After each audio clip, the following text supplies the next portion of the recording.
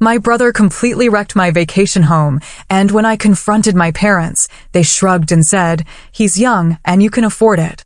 I just smiled and told them I'd handle everything myself. A week later, they got a detailed bill for every single repair, along with my brand new family gathering policy. The moment they read it, their faces went pale. Okay, so I thought I knew what betrayal felt like. I thought I knew what it meant to have my boundaries stomped on. But nothing prepared me for the sickening gut punch of walking into my own sanctuary and finding it utterly, maliciously destroyed. The stench hit me first, a sour, sickly sweet cloud of stale beer, old cigarettes, and something vaguely like vomit. My hand froze on the doorknob. This wasn't the crisp, pine-scented air I'd dreamt of all week. This wasn't my little slice of heaven, the cabin by the lake I'd poured my soul into. I'm Lacey, early 30s, good career, and this place was my escape from everything. Every mismatched chair, every quirky painting, every carefully chosen throw pillow was a testament to my hard work, my sacrifices. It was where I came to breathe, to recharge, to just be. I pushed the door open, my heart already hammering. What greeted me was a frat house horror show. My calm living room was decimated. Sofa cushions were ripped, their stuffing pulled out like grotesque entrails. A dark, sticky stain, hopefully wine, had soaked into the light pine floorboards I'd painstakingly sanded myself. Empty beer cans and crushed plastic cups littered every surface, overflowing with cigarette butts. My antique coffee table, a flea market find I'd lovingly restored, had a deep, jagged crack across its surface, like someone had danced or jumped on it. "No," I whispered, the sound swallowed by the oppressive silence of the trash-filled space. No. My weekend bag dropped from nerveless fingers. The kitchen was even worse.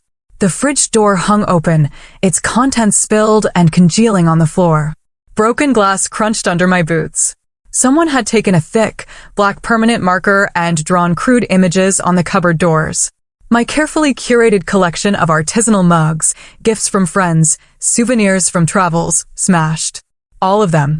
Even the little chipped one that reminded me of my grandmother. Hot, angry tears pricked my eyes. This wasn't just a mess. This was malicious. This was a profound, personal violation. I forced myself to check the rest of the small cabin. The bathroom mirror was a spiderweb of cracks. My bedroom. They'd been in my bedroom. My sheets were gone. The mattress stained. Perfume bottles I cherished were empty, their contents likely sprayed around with abandon. A small antique jewelry box, usually tucked away, lay open and empty on the floor. It didn't hold much monetary value, but the few pieces inside were deeply sentimental. My breath hitched. Who would do this? And how did they even get in? I always locked up tight. Always. Then it hit me, the spare key. The one I'd reluctantly given my parents for emergencies. An emergency like my younger brother, Brad, needing a place to crash with his deadbeat friends. Cold dread washed over me, quickly followed by a searing white-hot rage.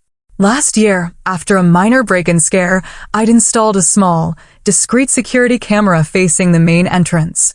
It fed to a cloud service. My hands were shaking so badly I could barely operate my phone, but I pulled up the app. There it was, time-stamped 3 nights ago. The footage was grainy, but clear enough. Brad, grinning like an idiot, fumbling with the key, then ushering in a troop of about 10 other guys and girls. I watched, my stomach churning, as the camera recorded snippets of their party. Them dragging my furniture around, loud music thumping even through the phone's tiny speaker. Someone swinging from the exposed beam I loved so much. I fast-forwarded, my disgust growing with every frame. Then I saw Brad, clearly drunk, pick up one of my framed art prints, a limited edition I'd saved for months to buy, and hurl it like a frisbee across the room, where it shattered against the wall. He and his friends roared with laughter. My blood ran cold, then boiled. He hadn't just trashed my home, he'd flaunted it.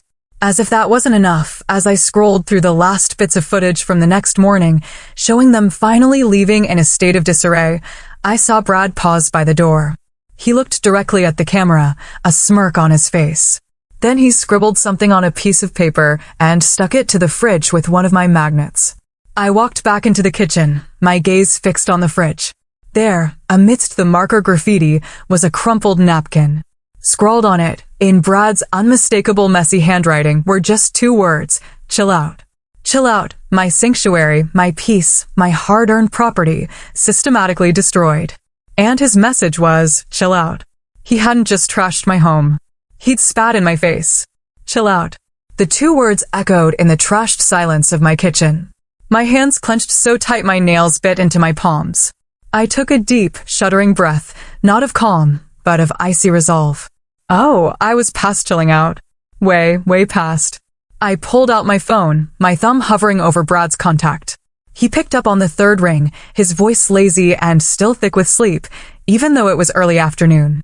Yo, Brad, I said, my voice dangerously low. You need to get over to the nest now. Lacey, what's up, partner? I'm kind of wrecked. Epic night. He actually chuckled. I'm sure it was, I said, the sarcasm practically dripping. I'm at the cabin, Brad. I've seen the epic night all over my floor, my walls, my furniture. A pause, then a sigh, not of remorse, but of pure annoyance. Oh, that look, Lace. We got a bit carried away. It's no biggie. We'll tidy up next time we're up there. Next time? My voice rose despite my efforts to keep it level. There won't be a next time. You deliberately trashed my home, my things I worked for. Geez, chill out. It's just stuff, he said. The exact words from his stupid note. Stuff can be replaced. You're loaded anyway. What's the big deal? The big deal, Brad, I enunciated each word carefully, is that you are an entitled, destructive brat who has finally crossed a line. You have 5 minutes to call me back and tell me you're on your way here to see this with your own eyes. Otherwise, I'm calling the police. That was mostly a bluff. Dealing with the cops would be a nightmare. But he didn't need to know that. Police? Are you serious? He sounded slightly less cavalier now. Mom and Dad will freak. They should, I said. 5 minutes. I hung up. He didn't call back in 5 minutes. He called back in 7, probably after a frantic consultation. Okay. I can't come now. I've got plans, but I'm sorry. All right. Seriously, didn't mean for it to get that out of hand. His apology sounded about as sincere as a politician's promise. Save it, I said. I'm calling Mom and Dad. I disconnected before he could reply and immediately dialed my mother, Nancy. She answered with her usual breezy, Lacey, dear, how's your weekend? Not great. Mom, I said, pacing through the wreckage. I'm at the nest, or what's left of it. Oh. Her voice sharpened slightly. What happened? Is everything all right? No, Mom. Everything is very much not all right. Brad had a party here. The place is destroyed. Furniture broken. Walls defaced. My things smashed. I kept my tone factual, letting the words themselves carry the weight. There was a brief silence. I could almost hear her processing, calculating. Oh, Brad, she sighed. A familiar note of exasperated fondness in her voice that always set my teeth on edge. He's just being young, Lacey. Boys will be boys, you know. Boys will be boys? I repeated, incredulous. Mom, this isn't some spilled milk. This is thousands of dollars in damage. Malicious damage. I heard my father, Marcus, murmur something in the background. Nancy continued, her voice soothing, placating. Well, I'm sure it's not as bad as all that. You always did have a flair for the dramatic, dear. You have insurance, right? That's what it's for. My jaw tightened. Insurance isn't for deliberate vandalism by family members, Mom. And even if it were, there's a deductible, and my premiums would skyrocket. Not to mention the sentimental value of things that are irreplaceable. Oh, sentiment, she dismissed with a wave of her hand. I could practically see it. Now, Lacey, don't make such a big deal out of it. Your father and I will talk to Brad. He'll get a stern talking to, don't you worry. A stern talking to? I almost laughed. He needs to pay for this. He needs to understand there are consequences. Then came the kicker. The line that had been the soundtrack to so many of my brother's bailouts. Lacey, be reasonable, Nancy said, her voice taking on that slightly martyred tone. You know Brad doesn't have that kind of money. He's still finding his feet.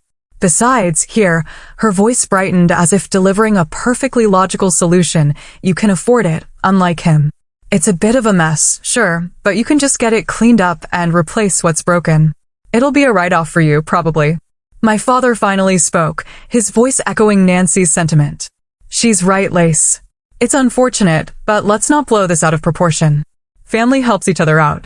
Family helps each other out. They meant I helped Brad out. And they helped themselves to my patience, my resources, my goodwill. The familiar burn of resentment flared. But this time, something else mixed with it. A cold, hard clarity. They would never change. They would always shield him, always expect me to be the responsible one, the one who absorbed the costs of his irresponsibility. I looked around the ruined room, at the chill-out note still mocking me from the fridge. My anger, which had been a raging inferno, began to cool, condensing into something solid, something unbendable. I took a slow breath. Okay, I said, my voice surprisingly calm even to my own ears. I could hear them exchange faint sounds of relief on the other end. They thought they'd won again. Don't worry, I continued, my gaze sweeping over the destruction one last time. I'll take care of it. That's our girl, Nancy chirped, all sweetness and light now that the unpleasantness was seemingly over. We knew you'd understand. Just send us some pictures later. Maybe we can help you find a good cleaner. I pictured their faces, smug and self-satisfied, completely misreading the steel in my voice. A tiny, almost imperceptible smile touched my lips. Right, I said. I'll be in touch. I ended the call. They had absolutely no idea. The drive back to my city apartment was a blur of simmering rage and dawning resolve. You can afford it. Mom's voice echoed in my head, each repetition chipping away at the last vestiges of my familial obligation. Afford it? Yes, I could afford to fix the damage. I could also afford to teach them a lesson they'd never forget. The first thing I did when I got home was dump my ruined weekend bag in the trash. Then I grabbed my good camera, not just my phone, and drove straight back to the nest. The 2-hour trip felt shorter this time, fueled by a different kind of energy. For the next 3 hours, I was a forensic investigator in my own life. I photographed everything. Every stain, every scratch, every broken shard of glass. Wide shots of the rooms, close-ups of the damage. I took macro shots of the gouges in the coffee table, the marker on the cupboards, the rip in the sofa. I filmed slow, panning videos, narrating quietly what each item was, its approximate value, and the nature of the destruction. The digital mountain of evidence grew. Back in my apartment, I spread printouts of the security footage stills across my dining table. Brad mid-throw. Brad smirking at the camera. His idiot friends, faces clearly visible, participating in the vandalism. The next morning, I called Enikaka. She's my rock. The kind of friend who tells you when you have spinach in your teeth and when you're being a doormat. I laid it all out. The discovery. Brad's pathetic excuses. My parents' infuriating dismissal. Lacey, that's beyond awful, Enikaka said, her voice tight with anger on my behalf. They expect you to just what? Smile and write a check after he treated your sanctuary like a public toilet. Pretty much, I sighed. Standard operating procedure for the Hayes family, starring Brad as the golden child and me as the first national bank of Lacey. Not this time, Enikaka said firmly. This time, you burn it all down. Metaphorically, of course. Mostly. That's the plan, I said, a grim satisfaction in my voice. I'm documenting everything. I mean everything. Good, she said. Itemize it. Every single cent. And don't just bill Brad. Bill your parents. They're complicit. They enabled this. They raised him to be this little monster.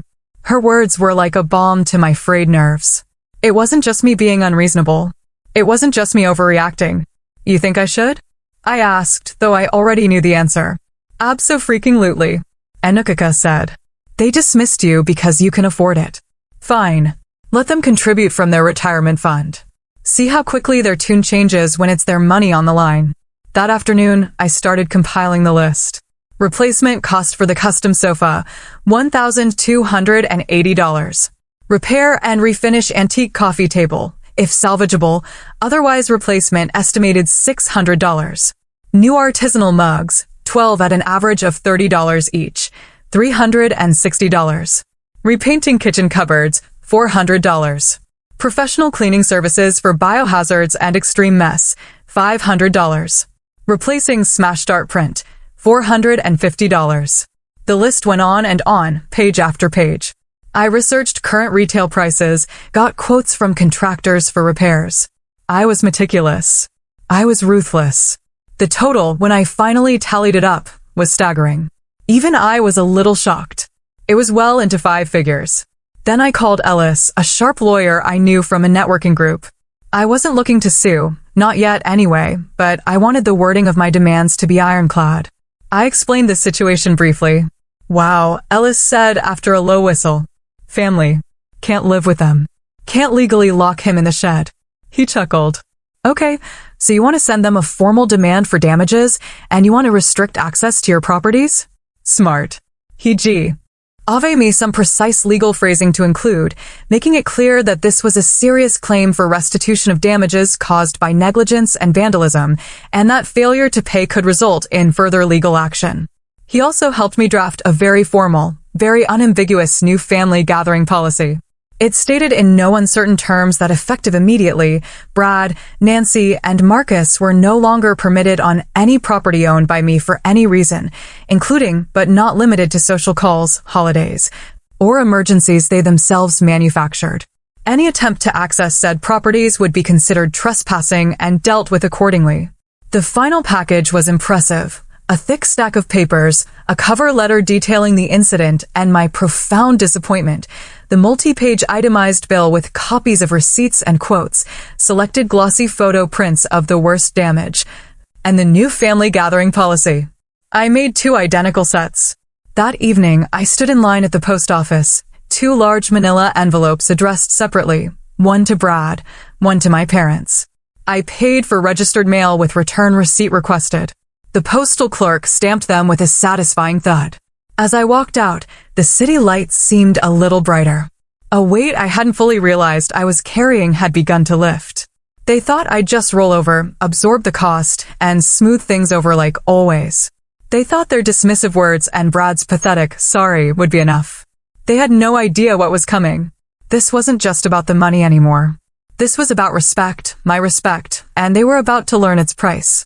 2 days later, the email notifications pinged on my laptop. Delivery confirmed. One for Brad, one for Nancy and Marcus. I imagined the scene at their respective homes. My parents probably settling in for their evening news, perhaps Nancy complaining mildly about how dramatic I was being over a little mess. Brad, likely still in bed or gaming, annoyed at having to sign for something. I pictured my mother, Nancy, picking up the thick envelope from the hall table, frowning slightly at the official-looking registered mail sticker. "What's this, Marcus?" she'd call out, tearing it open with a perfectly manicured nail. She'd expect a check, or at least a letter full of angst and recriminations that she could easily dismiss.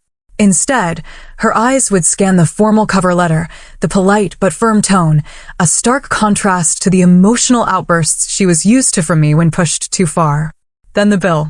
Page after page of itemized destruction. Each line a testament to her son's recklessness and her own willful blindness. The numbers would leap off the page. Not a few hundred for a cleaner, but a sum that would make even their comfortable suburban eyes water. I could almost see her face paling, her hand flying to her mouth. Marcus, you need to see this." My father, Marcus, ever the pragmatist when it suited him, would take the papers, his brow furrowing. He'd flip through them, his expression hardening as he saw the cold, hard figures, the undeniable photographic evidence. The crystal-clear stills from the security footage would be particularly damning. Brad, red-handed, his friends' faces visible. No more boys will be boys now. This was documented, undeniable. And then the new family gathering policy, not a suggestion, not a request, but a formal declaration. Banned from the nest, from my city apartment, from any future property I might acquire, effective immediately for any gatherings. The finality of it, the sheer audacity from their perspective, would likely render them speechless for a moment. At Brad's apartment, the scene would be different, but the shock similar. He'd probably rip open his envelope carelessly, expecting a lecture, maybe a demand for a token apology payment. The sheer volume of paper would surprise him. He'd scan the bill, his eyes widening. He wouldn't understand half the terms, but the final figure at the bottom, that he'd understand. He'd see the photos of himself caught in the act, looking like a fool. He'd read the policy, the words banned and trespassing finally penetrating his thick skull. His usual bravado would likely crumble, replaced by a dawning panic. He couldn't chill out his way out of this one. I imagined the frantic phone calls between them. Brad, probably hysterical, calling mom and dad. She's crazy. She can't do this. You have to talk to her. Nancy, her voice shrill with indignation. This is outrageous. After all we've done for her, the ungrateful child. Marcus, perhaps a little quieter, a little more shaken, realizing the carefully constructed bubble of their family dynamic had just been violently popped. He had always relied on Nancy to manage these emotional things. But this had figures and legal-sounding phrases. My phone, which had been peacefully silent on my desk, suddenly lit up. Incoming call, Mom. I let it ring. It went to voicemail. A second later, incoming call, Dad. I let that one go, too. Then almost immediately, incoming call, Brad. Ignored. The phone buzzed again. A new voicemail. It was Nancy. I pressed play, holding the phone slightly away from my ear. Lacey, you pick up this phone right now. What is the meaning of this? This ridiculous piece of paper. How dare you? After everything. Your own brother. This is beyond. Her voice was a torrent of sputtering outrage. A far cry from the dismissive calm she displayed just days before. I listened for about 10 seconds, enough to get the gist. Then, with a small, almost serene smile, I tapped delete. My phone immediately started ringing again. Mom. I silenced it. Then Dad. Silenced. Then Brad. His call display picture, a goofy selfie that now just looked pathetic. Silenced. A string of texts started to come through. Mom, call me immediately. This is unacceptable. Dad, Lacey. We need to discuss this. This is not the way. Brad, WTF, are you serious? You can't do this to me. Brad, Mom and Dad are freaking out. Call them. I read them, a strange sense of detachment washing over me.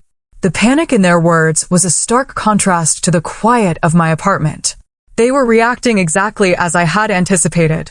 Their world, where I was the ever-reliable, ever-forgiving safety net, had just been upended. I poured myself a glass of water. The silence in my apartment felt richer, deeper than it had in years. The peace was already beginning. They thought they could break my things, dismiss my feelings, and I would just absorb it. They were learning, perhaps for the first time, that actions have consequences, and my ability to afford it also afforded me the ability to draw a line so thick, so permanent, they'd never be able to cross it again. The barrage of calls and texts continued for days. It was like a digital siege. First came the outrage, the sputtering disbelief I'd already sampled. Then it shifted. The voicemails became a masterclass in manipulation. Lacey, honey, it's Mom. Nancy's voice, usually so assured, now dripped with a saccharine wounded tone. I just don't understand. How could you do this to your family? To us? We love you. This isn't like you at all. Are you okay, dear? Is something else bothering you? You can talk to us, right? Because I was clearly the one with the problem. Then came Dad, Marcus, trying the disappointed but reasonable approach. Lacey, your mother is very upset. Brad is beside himself. This bill, it's just not feasible. And this policy, it's tearing the family apart. Think about the upcoming holidays. Think about tradition. We need to sit down and talk this through calmly. Brad's messages were less sophisticated, mostly a string of angry emojis, misspelled accusations of cruelty, and pathetic pleas. You are ruining my life. I said I was sorry.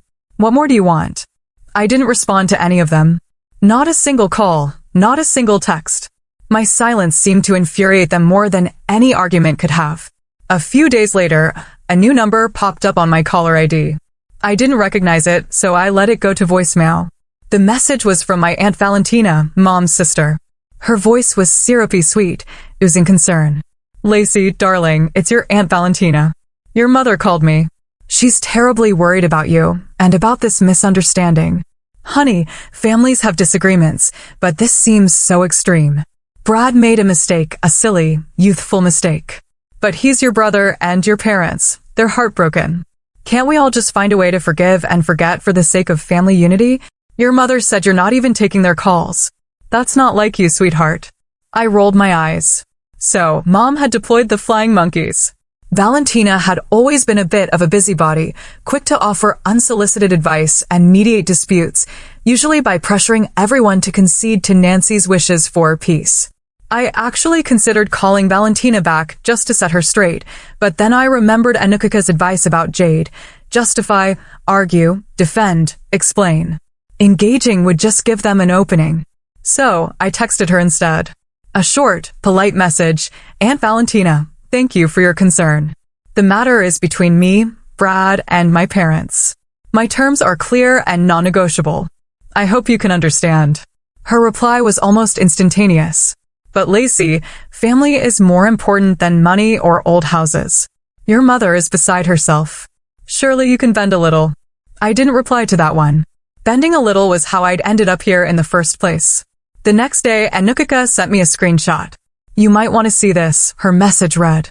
It was from a rarely used extended family group on some obscure social media platform I'd forgotten I was even part of. Brad had apparently decided to take his grievances public, or at least semi-public.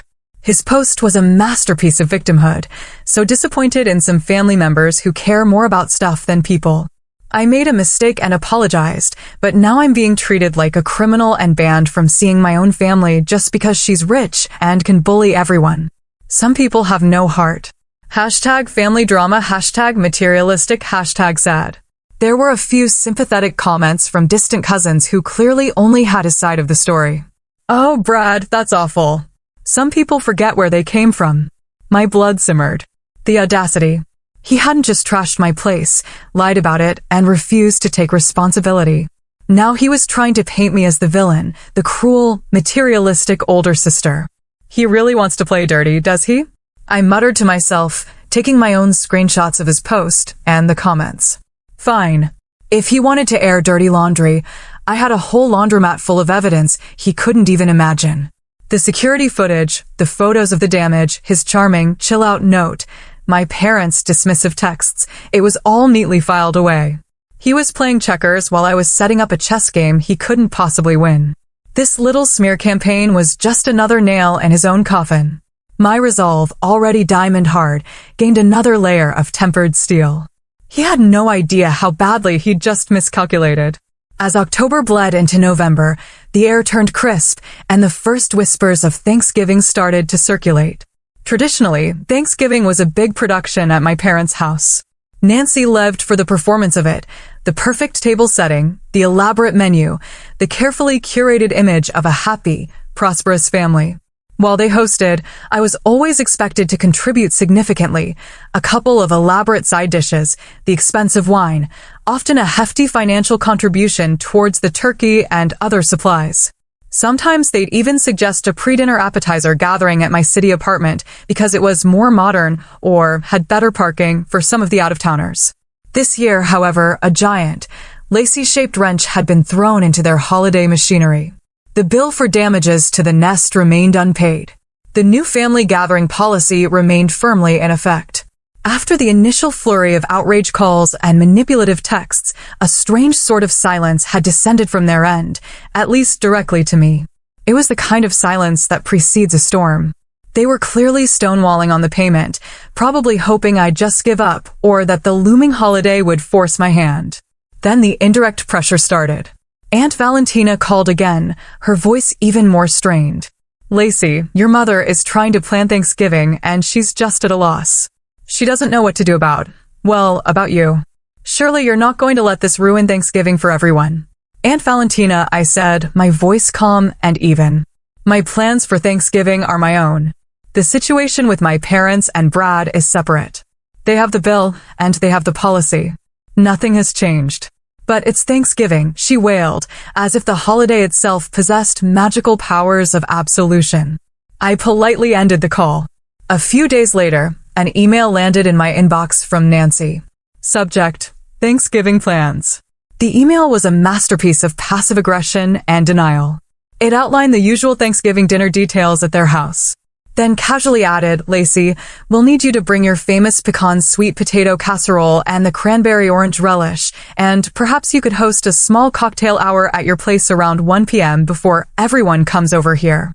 It would be lovely to see you and clear the air. We need to put all this unpleasantness behind us and come together as a family.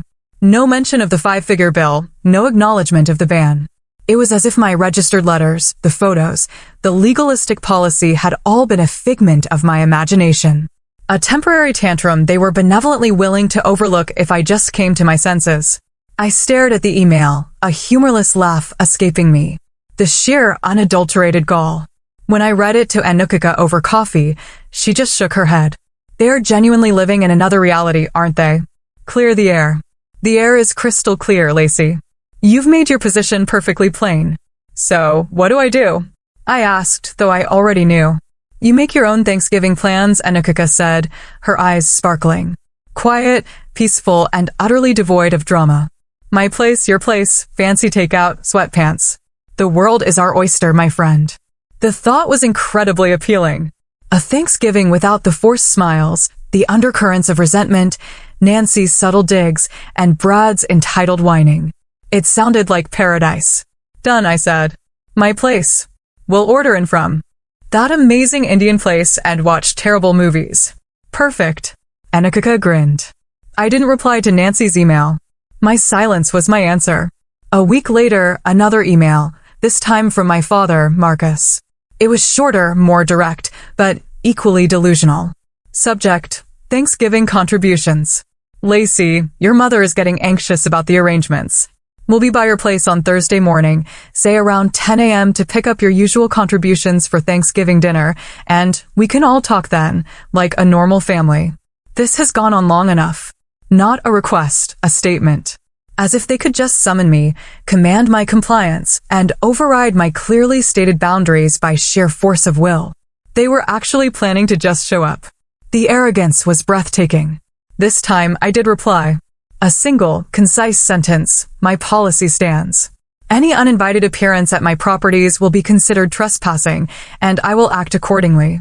The bill for damages to the nest remains outstanding. I hit send. The ball was back in their court. Let them try. I was ready. The thought of a confrontation didn't fill me with dread anymore. It filled me with a grim sort of anticipation. They wanted to push. I was about to show them just how hard I could push back. Thanksgiving was indeed looming, but the only pressure cooker I was interested in was the one simmering with my own quiet, delicious plans with Anukika. Thanksgiving morning dawned bright and chilly. Instead of the usual frantic rush of baking and packing, my apartment was an oasis of calm. The rich aroma of coffee filled the air, and Anukika was already there, curled up on my sofa in fuzzy socks, flipping through streaming services for our terrible movie marathon. We were planning a feast of takeout later. Zero stress involved. Around 10:05 a.m., right on schedule for their threatened arrival, my apartment buzzer shrieked. Not the polite, quick buzz of a delivery person, but a long, insistent, demanding blare. Anukika raised an eyebrow. Showtime? Looks like it, I said, a strange calm settling over me. I picked up my phone, already set to record video, and walked to the intercom. Yes, Lacey. It's us. Open the door. Nancy's voice, sharp and impatient, crackled through the speaker.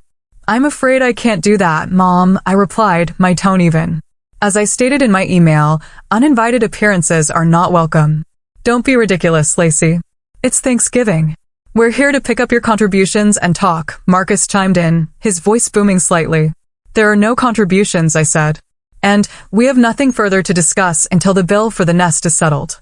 A frustrated sigh from Nancy. Lacey, open this door right now, or I swear. I walked to the door, phone still recording, and peered through the peephole. There they were, Nancy, Marcus, and lurking behind them, looking sullen and uncomfortable, Brad. Nancy's face was flushed. Marcus looked stern, and Brad just looked like he'd rather be anywhere else. I opened the door a crack, the security chains still firmly in place. In my other hand, I held a neatly folded copy of the new family gathering policy and a crisp, official-looking document Ellis had helped me prepare, a formal cease and desist letter reiterating the trespass warning. What part of uninvited and trespassing was unclear. I asked, my voice quiet but firm. Nancy pushed forward. Don't you take that tone with me, young lady. We are your parents. You will let us in, and we will sort this nonsense out. She actually tried to push the door further open, rattling the chain. No, I said, holding my ground. You are not coming in. This is my home. Your presence here, after being explicitly told not to come, is trespassing. Marcus stepped forward, trying a different tactic. Lacey, please, he said, his voice softer, attempting to sound reasonable. Think of your mother. Think of the family. Don't do this. This isn't you. You have a good heart. Let's just talk. My good heart has been taken advantage of for years, Dad, I said. And my good heart is telling me to protect my peace. The terms are clear. Pay the bill. Respect my boundaries. Then maybe we can talk. Until then, you need to leave. Brad, who had been scowling silently, finally muttered, You're a real, you know that? And you're a destructive, entitled brat who still hasn't paid for the thousands of dollars of damage you caused, I retorted coolly, my eyes locking onto his. He actually flinched. It was then that Nancy escalated, her voice rising to a shout that probably carried down the hallway. We know you don't really mean this.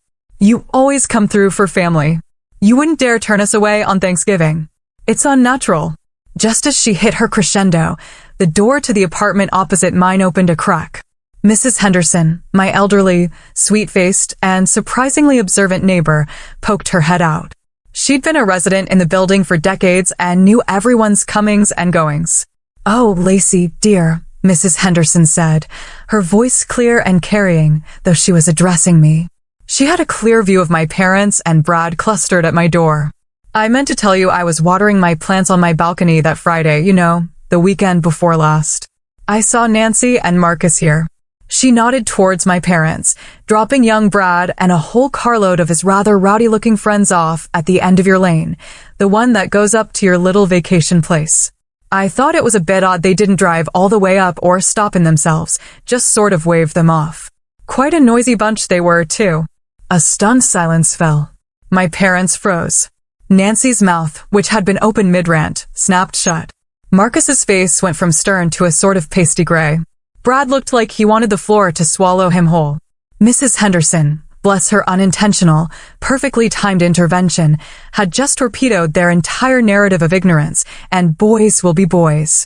She'd placed them at the scene, not just as enablers after the fact, but as facilitators before it. They hadn't just known Brad had a key.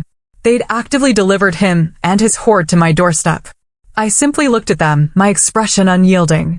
The fight visibly drained out of them. Nancy opened and closed her mouth a few times, but no sound came out. Marcus just stared, looking utterly defeated. Well, I said into the silence, my voice still calm. That's illuminating. They mumbled a few incoherent, blustering remarks about misunderstandings and Mrs. Henderson being mistaken, but their hearts weren't in it. The public humiliation, the irrefutable implication of their deeper complicity, was too much. Defeated, they began to retreat. Brad shot me one last venomous glare before being pulled away by Marcus.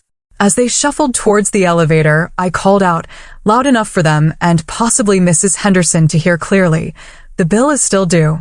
Interest daily. And by the way, I've shared copies of the security footage, Brad's charming social media posts, and this delightful interaction with the rest of the family. Happy Thanksgiving. The elevator doors dinged open. They couldn't get in fast enough. The piece that descended as the doors slid shut was the most satisfying sound I'd heard all day. The silence that followed their retreat down the hallway was profound. Enukuka emerged from my living room, a slow grin spreading across her face. Well, she said, that was more entertaining than any terrible movie we could have picked. Mrs. Henderson for the win.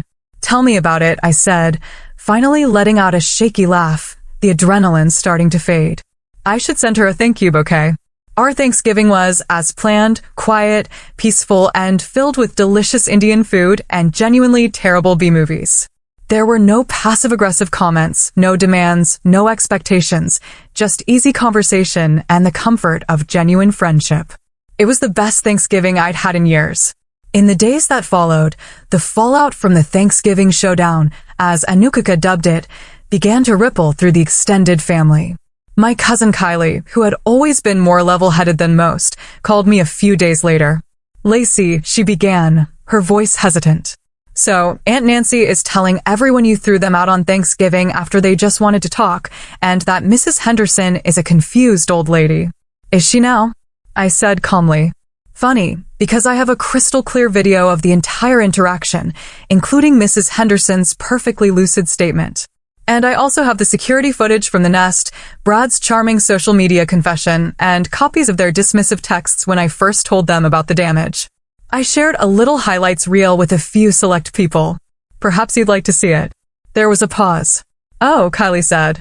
Actually, Uncle Robert already forwarded something like that. It's pretty damning, especially the part where Brad is literally swinging from the rafters. The grapevine, it turned out, worked both ways.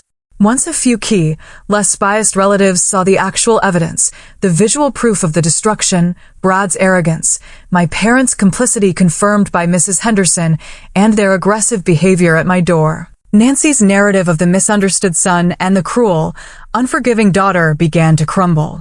The bill, however, remained unpaid. My lawyer, Ellis, sent a follow-up letter, a bit more strongly worded this time, hinting at small claims court and the public record that would create. About a week after that, a certified check arrived in the mail. Not from Brad, of course, but from Nancy and Marcus. It was for the full amount, every last cent.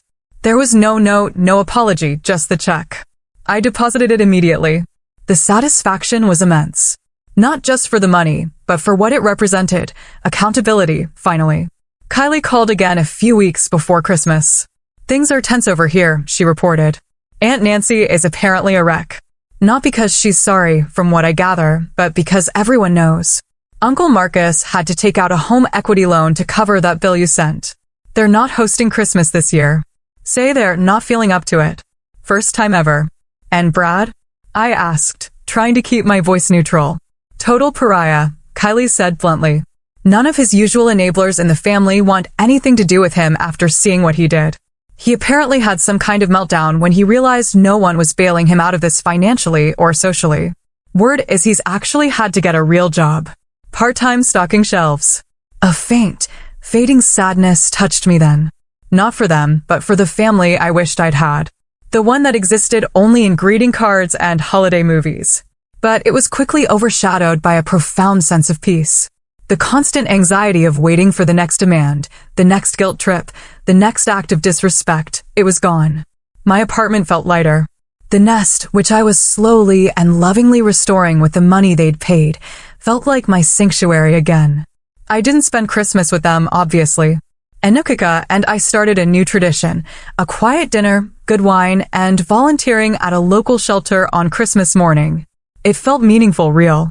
The calls and texts from Nancy, Marcus, and Brad eventually stopped altogether. The silence from their corner of the world was no longer a precursor to a storm, but the calm after it. I heard through Kylie that Nancy tried a few times to rally support, to paint herself as the victim of an ungrateful daughter, but the evidence I'd shared had done its work. People knew. My life became my own. Truly. I realized that my ability to afford it wasn't just about money.